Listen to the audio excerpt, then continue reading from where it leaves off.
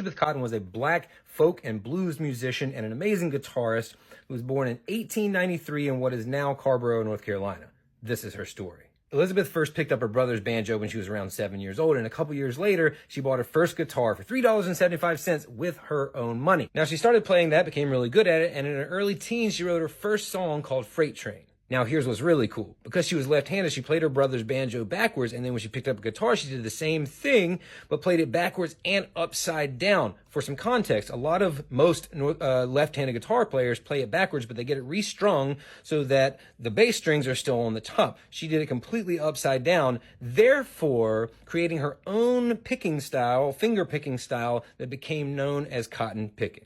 Eventually, she stopped playing because she joined the workforce and she got married at 17, so she didn't play for 25 years. And then she was working for a family who happened to be folk singers, and they found out that she could play. And not only that, she was incredible. So they started, they recorded a record with her and started, playing her for friends of theirs, and her popularity started to grow. And she started playing again. And she played all over the world, and eventually, in 1985, 86, at the age of 92, she won her first Grammy. And also, just last year, she got inducted to the Rock and Roll Hall of Fame.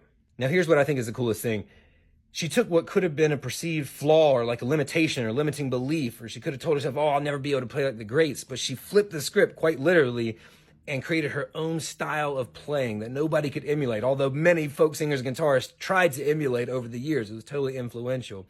And carved her own path where she could exist alone. I think that is incredible, and her story is ridiculously inspiring to me. Peace and love, and happy Black History Month.